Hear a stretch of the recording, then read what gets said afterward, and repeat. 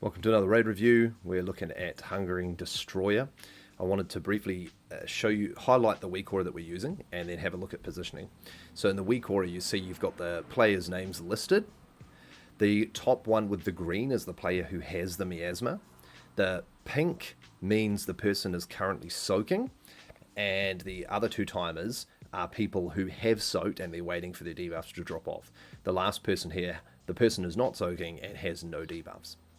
So the way it works is, as you look at your group, you want to check the weak aura, because above this person, you can't see it here, but above here there's actually a timer which says how long until the debuff drops off. If the miasma is just about to drop off, then you don't need to bother soaking and getting debuffs. You check here, you see if your debuffs have dropped off. If they have, you jump in and soak. So that's how you want to think about this. You want to be looking at it constantly as you're looking at your team and deciding whether you need to go in and out. The green bar shows the player's health. So if they're at full health, you know you don't need to soak. If they're at half health, you know you need to soak. The red line is danger line. I think on ours it's set at like 30% or something like that. But red line is danger line. So looking at the positioning in the fight, you'll see here, this is our replay coming up. And players are getting miasma now. They're stepping into location. And what we want to have happen straight away at this point here, as the miasma goes out, is that one player from your group goes in. So Tasty's in here straight away. Rose wants to jump in. Rolling wants to jump in. And Frugur wants to jump in too. So instantly you've got one player in there soaking, ensuring that their health's not dropping constantly. And you can get up to about 13 stacks pretty comfortably depending upon your class. And then you want to step out and the next player comes in. If the person takes a hit of damage, then a second player is going to jump in as well, using your weak aura to figure out if you should be jumping in or not. So it's, in a sense, it's pretty simple. Have I got a debuff? No. Is the player's health dropping? Yes. Jump in and help soak. Now, when it gets to running out, let's fast forward a little bit and get up to the point where everybody has to split. There's the overwhelm, desolate. Should be happening shortly. Everyone's repositioning. Okay, at this point here, you want to be running out together. So this team here, you all want to leg it out this way together. This team here wants to leg it out this way together. This team here wants to leg it this way, and this team this way. Reason being that way you can help soak as you get out, because the last thing you want is like Ryok here. There's three miasmas on the same side, which means there's really not enough players to help soak. So ideally, you want to be cruising out towards your quadrants to ensure that there's someone that can help soak. The other thing is paying attention to the timers.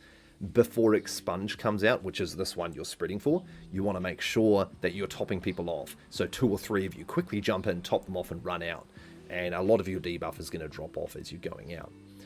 Use your party chat. I'll put you in the same parties today. Use your party chat to work it out. You could just use the ERT note and follow along the ERT note, like left to right, to know what order you're going to follow. But you want to be sticking to a pretty similar type of order. The other thing is I'm bringing an updated announcer, which will spam just like the other one did, but it's also going to spam if the player who has miasma gets the laser.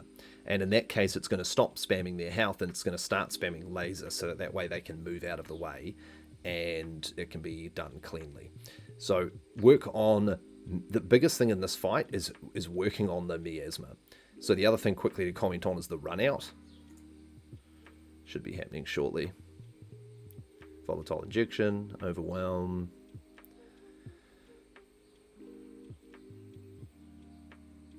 Just enjoy the chill music while we wait. Oh, apparently we've got a whole nother one of those.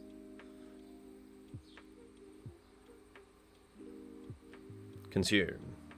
Okay, so everyone legs it out. And what we want to have happen, I'm still not sold whether we're better off having miasma on the inside or the outside, but we want the miasma players, we'll stick with inside for now, miasma players on the inside and the rest of the raid on the outside. And then those people who have immunities can help these players here stay alive. So hunters, things like that. Possibly we'll just assign, probably a bit too much work to assign people, but either way, you want to help them soak them to top them off if they're low. But ideally, Ideally, we've got a cooldown for each one, and they should be okay, but we'll just have to play that by ear.